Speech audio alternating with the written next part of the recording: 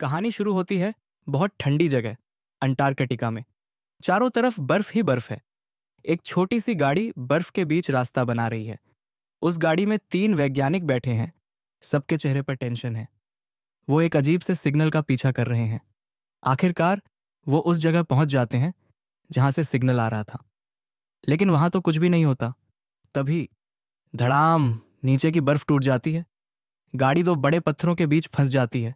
सब घबरा जाते हैं। वो गाड़ी की हेडलाइट ओवरनटिंग करते हैं और नीचे झांकते हैं, और देखकर उनकी आंखें फटी की फटी रह जाती हैं। नीचे एक बहुत बड़ा स्पेसशिप दबा हुआ है जिससे रोशनी निकल रही है।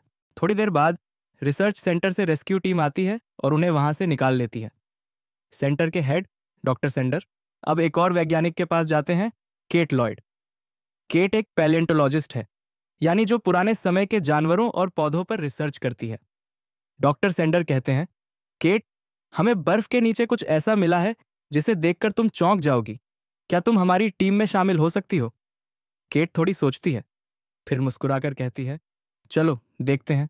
टीम सब मिलकर उस जगह पर पहुंचती है जहां बर्फ के नीचे स्पेसशिप दबा है। बहुत बड़ा जहाज है, लगता है हजारों सालों से वहीं है। तभी टीम का एक सदस्य कहता है कि उसका पायलट भी कहीं आसपास जमे होने की संभावना है। वो सब वहां पहुंचते हैं और देखते हैं कि बर्फ के अंदर एक अजीब एलियन का शरीर जमा हुआ है। डॉक्टर सेंडर पूछते हैं, इसे बाहर कैसे निकालें? केट कहती है, अभी तो इसे बर्फ समेत काटकर लैब में ले चलते हैं। टीम ऐसा ही करती है। बर्फ का वो टुकड़ा जिसमें एलियन फंसा है अब लैब में रखा जाता है। सब बहुत उत्साहित हैं, लेकिन केट के मन में थोड़ा डर है। वो सोचती है, क्या ये चीज हमारी दुनिया के लिए खतरा तो नहीं? रात होती है। सब लोग खुश होकर पार्टी कर रहे हैं, लेकिन बर्फ वाला वो टुकड़ा धीरे धीरे पिघल रहा है। किसी को पता नहीं। अचानक कमरे से कुछ अजीब आवाजें आने लगती हैं। को पायलट जब देखने जाता है तो बर्फ टूट चुकी होती है और वो एलियन गायब। डर से उसके शरीर में झुरझुरी दौड़ जाती है। वो भागकर सबको बताता है, एलियन भाग गया है। सब मिलकर उसे ढूंढने निकलते हैं। थोड़ी दूर जाकर उन्हें दिखता है कि उसने उनके कुत्ते को मार डाला है, और तभी एलियन सामने आ जाता है। वो किसी को अपनी लंबी टेंटिकल से पकड़कर खींच लेता है। खून उड़ता है, चिल्लाहट गूंजती है। बाकी लोग आ जाते हैं, बंदूक चलाते हैं, पर गोलियों का कोई असर नहीं। तब एक आदमी पेट्रोल वाला डिब्बा फेंककर आग लगा देता है। आखिरकार एलियन जल जाता है। सब थके हुए लेकिन राहत महसूस करते हैं। डॉक्टर सेंडर कहते हैं, अब हमें इसके शरीर पर रिसर्च करनी होगी। वो एलियन के पेट को खोलते हैं और सब दंग रह जाते हैं।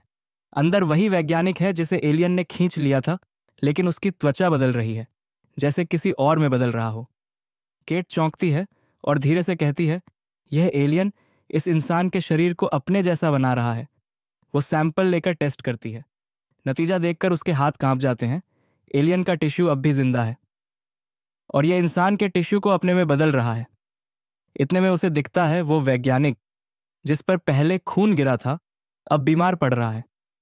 केट बस चुप रह जाती है। उसे समझ आ जाता है कुछ बहुत बुरा होने वाला है। हेलीकॉप्टर आसमान में उड़ रहा है। अंदर एक घायल आदमी है, उसका इलाज करने के लिए उसे शहर ले जाया जा रहा है। उसके साथ 3 लोग हैं। वहीं दूसरी तरफ केट वॉशरूम में जाती है। जैसे ही वह अंदर पहुंचती है, कुछ अजीब दिखता है। फर्श पर चमकते मेटल के दांत। उसके चेहरे का रंग उड़ जाता है। वो समझ जाती है यह सामान्य नहीं है। किसी की बॉडी में एलियन के सेल्स घुस चुके हैं। इसी वजह से उसका मेटल अपने आप बाहर निकल आया है। वो चारों तरफ देखती है, वहां खून के निशान भी हैं। डरते हुए वो बाहर भागती है।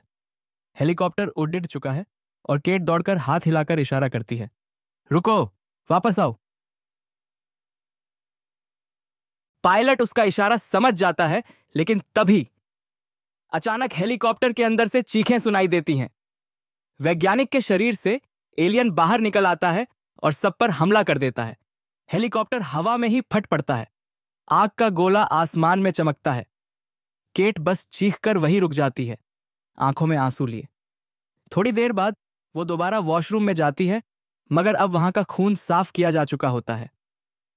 इसका मतलब हमारे बीच कोई है जो इन्फेक्टेड है, वो धीरे से खुद से कहती है।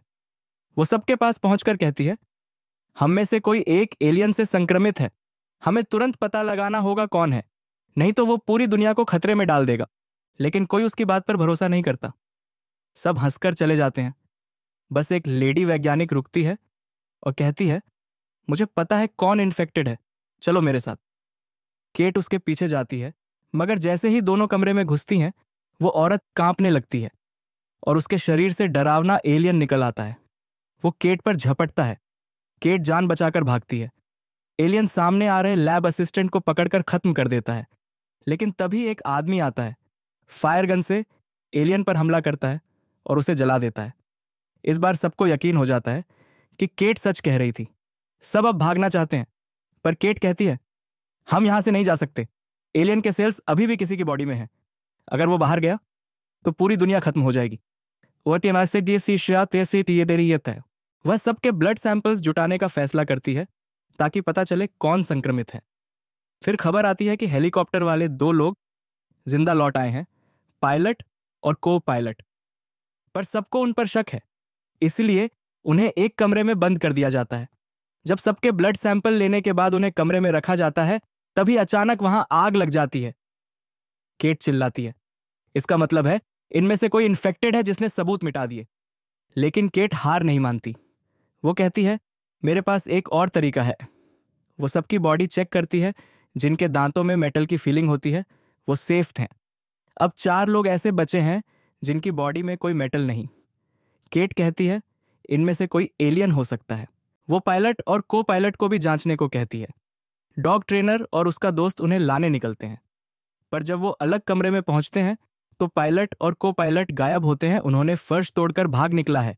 डॉग ट्रेनर आगे बढ़ता है, तभी उसे अंदर खींच लिया जाता है। उसका साथी भागता हुआ वापस आता है और सबको बताता है कि वहां क्या हुआ। अचानक खिड़की टूटने की आवाज आती है। सिक्योरिटी ऑफिसर गन लेकर वहां दौड़ता है और देखता है पायलट और को पायलट अंदर आ गए हैं। वो उन्हें जलाने ही वाला होता है, पर को पायलट अचानक गोली चला देता है। गन की आवाज के साथ गैस टैंक लीक होता है और आग पकड़ लेता है। धड़ाम! जबरदस्त धमाका। पायलट और को पायलट किसी तरह भाग जाते हैं, मगर एक और आदमी, कमांडर, बेहोश होकर गिर जाता है। जब सब उसे उठाकर ले जाने लगते हैं, तब उसका एक हाथ अपने आप अलग हो जाता है। वो हाथ एक डरावने क्रिएचर में बदल जाता है और सब पर हमला करता है। हर तरफ अफरा तफरी मच जाती है। केट अपनी आग वाली गन उठाकर एलियन को जलाने की कोशिश करती है, लेकिन वो भाग जाता है। वो सब समझते हैं अब जो भी मर चुके हैं वो एलियन से संक्रमित हैं। केट खुद आग लगाकर उनकी बॉडी जलाती है ताकि वो फिर से न उठें। उधर डॉक्टर सेंडर डरकर एक कमरे में छिपे होते हैं, पर एलियन उन्हें भी ढूंढ लेता है। अब बस केट और पायलट बचे हैं। दोनों थके हुए हैं पर मजबूत हैं। वो कहते हैं, हमें इसे खत्म करना ही होगा। जैसे ही वो कुल्हाड़ी लेकर आगे बढ़ते हैं, एक डरावना हाथ उनके सामने आता है। एलियन का! वे उसे काट देते हैं, पर वो दोबारा जुड़ जाता है। केट बिना कोई समय गंवाए उसे अपनी फायर गन से जला देती है। फिर वो और पायलट कमांडर की तलाश में बढ़ते हैं, क्योंकि अब उन्हीं के शरीर में एलियन है। आखिर वो कमांडर का बदला हुआ रूप देख लेते हैं, एक भयंकर एलियन जो पायलट पर टूट पड़ता है। पायलट किसी तरह बच जाता है और केट को मौका मिल जाता है। वो फायर गन से सीधा निशाना लगाती है और एलियन आग में जलकर राख बन जाता है। सन्नाटा छा जाता है। कुछ देर बाद केट देखती है कि डॉक्टर सेंडर अब भी जिंदा है और भागने की कोशिश कर रहे हैं। वो धीरे से कहती है, शायद वो भी संक्रमित है।